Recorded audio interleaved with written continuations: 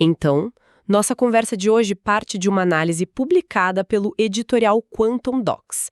Eles mergulharam nos detalhes de um estudo bem recente que saiu na revista científica Archaeometry. Certo. E a nossa missão aqui é basicamente entender o que esse estudo brasileiro descobriu, como é que essa modelagem 3D foi usada nesse contexto histórico. E como essa peça nova se encaixa. Ou talvez, como ela complica ainda mais o quadro geral das investigações sobre o sudário. Certo. Vamos lá, vamos começar a desembrulhar isso. O responsável pelo estudo é o Cícero Moraes, um designer 3D brasileiro. Ele já é conhecido por uns trabalhos bem interessantes de reconstrução facial, forense e histórica. Ah, sim. E ele decidiu aplicar as ferramentas dele, softwares como MakeHuman, Blender, Cloud Compare, para investigar a própria imagem no sudário. A pergunta era, como essa figura foi parar ali? E a abordagem dele foi, bastante engenhosa. Em vez de tentar, digamos assim, recriar a imagem do sudário do zero, o Moraes criou um cenário comparativo. Ele usou os softwares para simular duas situações diferentes. Ok. Na primeira, ele modelou como um lençol de linho se ajustaria sobre um corpo humano tridimensional bem realista, sabe? Com todas as curvas, volumes, reentrâncias naturais. Tá, faz sentido, um corpo real. E a segunda simulação? Como foi? Na segunda, ele fez o mesmo tecido virtual cobrir não um corpo, mas uma estátua em baixo relevo. Pensa, tipo numa escultura que tem volume, mas é mais achatada, com profundidade reduzida. Como em moedas antigas ou portais de igreja. Exatamente. A ideia era ver qual desses dois moldes, o corpo real ou a estátua achatada, produziria uma marca no tecido mais parecida com o que a gente vê no sudário. E qual foi o resultado dessa comparação? Eu imagino que o corpo humano real daria uma imagem mais fiel, né? Ou não? Então, aí é que está a surpresa. O estudo concluiu justamente o oposto. A simulação com a estátua em baixo relevo resultou numa projeção no tecido virtual muito mais similar à imagem alongada, meio bidimensional, que caracteriza o sudário de Turim. Sério? Sim, já a simulação com o corpo humano realista, o que o Moraes chama de corpo 3D, gerou o que o estudo descreve como uma imagem significativamente distorcida. Distorcida? Como assim? É que o contato com as curvas e volumes reais de um corpo tenderia a esticar, a deformar a imagem no tecido de uma maneira que, segundo o modelo, não corresponde à figura que a gente vê no sudário. Espera aí, então a simulação com o corpo real ficou distorcida em comparação com o sudário. Isso nossa, bastante contraintuitivo. A gente tende a pensar o contrário, né? Exatamente. E essa é a principal implicação do trabalho do Moraes. Claro, partindo do princípio que os modelos e as simulações dele estejam corretos. Sugere que a imagem no sudário talvez não tenha sido formada pelo simples contato físico de um corpo tridimensional envolto no tecido. A hipótese de que a imagem tenha se originado do contato com uma superfície mais plana, tipo uma estátua ou um baixo relevo, ganha um argumento técnico importante com isso. E isso, claro, aponta para a possibilidade de uma origem artística. Uma criação intencional. Uma origem artística. E colocar essa peça no contexto é fundamental, né? Porque essa ideia não é totalmente nova, mas agora ela ganha um reforço tecnológico, digamos assim. O debate sobre o sudário é um campo minado, né? Dados conflitantes e interpretações apaixonadas. Sem dúvida alguma. É impossível analisar o estudo do Moraes isoladamente. Ele se insere numa história longa, controversa, de tentativas científicas de decifrar o sudário. Talvez o ponto mais conhecido seja a datação por radiocarbono, feita lá em 1989. Foram 3 laboratórios independentes analisando pequenas amostras do tecido. E o resultado foi bombástico na época, certo? Mexeu com muita gente. Sim, muito. Os resultados foram consistentes entre os laboratórios e apontaram que o linho teria sido produzido entre 1260 e 1390 d.C., ou seja, em plena Idade Média. Idade Média? Isso. Naturalmente, pareceu descartar a possibilidade de ser a mortalha de Jesus, que viveu no século I. Para muitos, era o fim da linha para a autenticidade do sudário como relíquia da paixão. Mas, como costuma acontecer com o sudário, a história não acabou ali. Houve contestações a essa datação, não houve? Sim, várias. Uma das mais citadas veio em 2005, do Raymond Rogers, um químico que tinha participado daquele projeto original de estudo do sudário nos anos 70, o STURP. Ah, sim. O Rogers publicou um artigo sugerindo que a amostra específica usada para a datação de 89 podia não ser representativa do tecido principal. Ele analisou fibras que sobraram daquela amostra e concluiu que elas continham materiais tipo gome corantes, que eram típicos de um remendo medieval, talvez costurado para reparar uma área danificada, quem sabe por fogo. A hipótese dele era que os laboratórios dataram remendo e não o sudário original. Então a controvérsia da datação ganhou mais um capítulo complexo. E mais recentemente surgiu outra técnica de datação com um resultado bem diferente, não foi? Exato, em 2023. Pesquisadores italianos publicaram um estudo usando uma técnica chamada WAX. É Wide Angle X-ray Scattering, ou espalhamento de raios-x em ângulo amplo. WAX. Ok. E qual a diferença? A grande diferença está no método. Enquanto o carbono 14 data o carbono orgânico presente, que pode ser afetado por contaminação na superfície ou material de remendo posterior, a técnica WAX analisa a degradação natural da celulose lá na estrutura molecular mais profunda e antiga das próprias fibras do linho. É como olhar para o envelhecimento interno do material, sabe? Entendi. É uma abordagem diferente para medir a idade do tecido em si.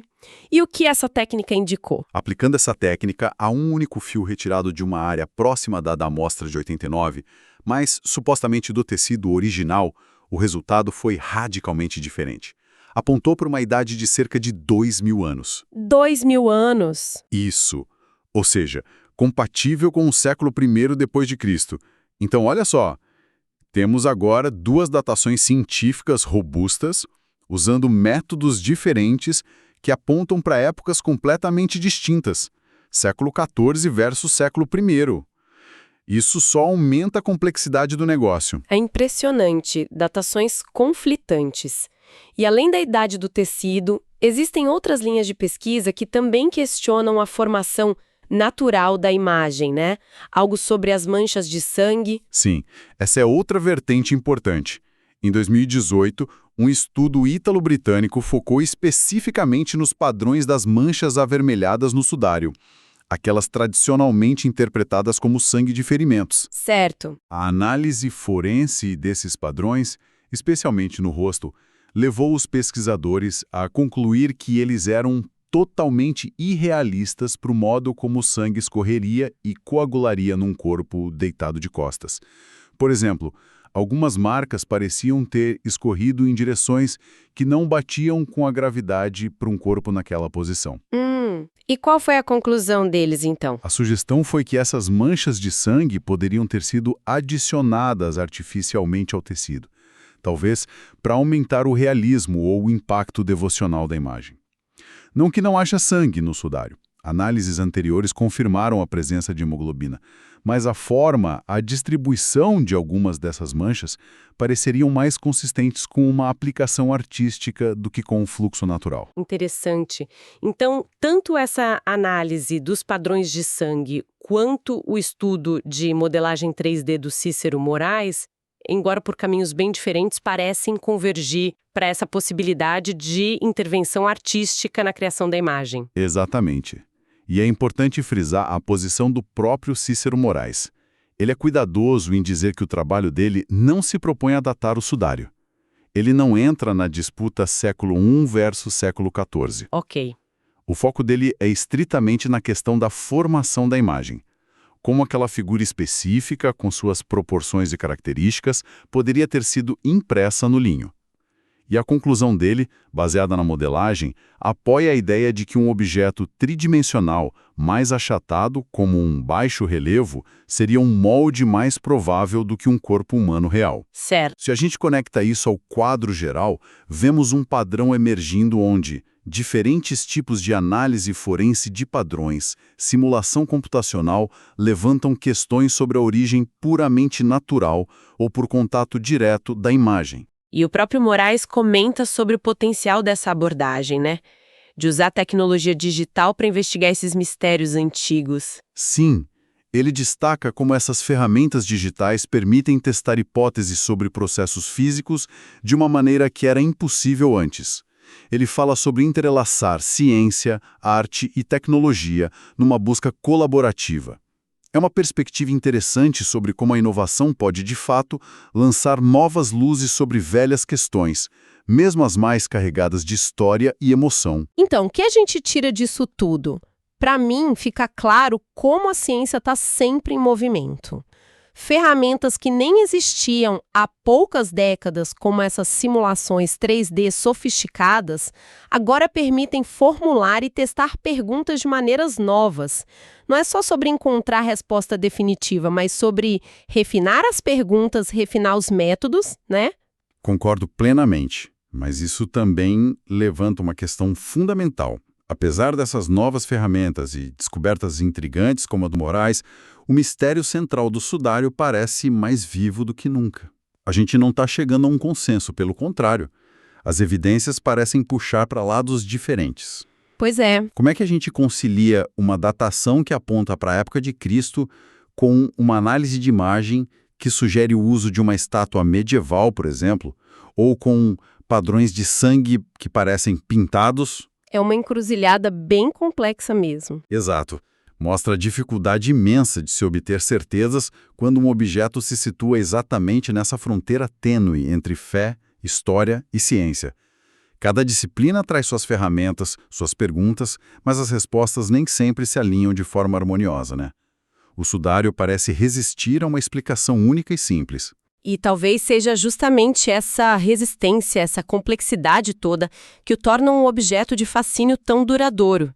Ele parece tocar em algo profundo sobre o nosso desejo de conectar com o passado, de entender eventos fundadores da nossa cultura e, ao mesmo tempo, nossa vontade de usar a razão, a ciência, para desvendar o mundo. A saga da investigação do sudário é quase uma metáfora de como a gente lida com o desconhecido e com os limites do nosso próprio conhecimento. É uma ótima maneira de colocar. A persistência desse debate reflete o quanto essas questões sobre origem, autenticidade, significado, o quanto elas ressoam com a gente. Bom, tentando amarrar os pontos principais da nossa conversa de hoje, temos um estudo recente do designer 3D brasileiro Cícero Moraes, que usou modelagem computacional para comparar a formação da imagem do sudário a partir de um corpo humano real versus uma estátua em baixo relevo. Certo. E a conclusão principal desse estudo é que a simulação com a estátua produziu uma imagem mais parecida com a do sudário do que a simulação com o corpo humano, que resultou em distorções significativas. Isso fortalece a hipótese de que a imagem pode ter uma origem artística formada pelo contato com um objeto esculpido, e não diretamente por um corpo. Uma descoberta que adiciona mais uma camada intrigante e talvez mais uma contradição, né, ao debate histórico e científico sobre o sudário. Um debate que já conta com datações conflitantes, século I contra século XIV, e análises que questionam o realismo dos padrões de sangue. Precisamente. Não resolve o mistério, mas oferece um novo ângulo de análise baseado em tecnologia moderna, focando no como a imagem pode ter se formado fisicamente. E isso nos leva a uma reflexão final, talvez um pensamento para levar adiante. Manda. Diante desse cenário tão fragmentado, uma data que o coloca na Palestina do século I, outra na Europa medieval, manchas de sangue que parecem aplicadas, e agora uma imagem corporal que se assemelha mais à impressão de uma estátua. Que tipo de objeto ou que tipo de história poderia eventualmente reconciliar todas essas pistas? Será que poderemos estar diante de uma relíquia genuína, talvez do século I, que sofreu intervenções, restauros ou, sei lá, complementos artísticos séculos depois, criando essa mistura de características? Uma possibilidade. Ou será que a explicação real ainda reside em algo que a gente nem considerou? Uma solução que consiga tecer juntos esses fios aparentemente desconexos da história, da arte, da fé e da ciência de uma forma inesperada? Uma pergunta excelente. E que eu suspeito vai continuar a alimentar a curiosidade e pesquisa por muito tempo ainda. O sudário de Turim definitivamente não entrega seus segredos facilmente. Com toda certeza. Continua a nos desafiar. Queremos então agradecer imensamente a todos pela audiência e pela conexão conosco nesta exploração de hoje. Foi ótimo conversar sobre isso. E fica o convite para que continuem acompanhando o trabalho do editorial Quantum Docs para mais análises como esta. Procurem por @QuantumDocs, QUANTUMDOX, nas redes sociais e também visitem o site em go.quantumdocs.space. Muito obrigada e até a próxima.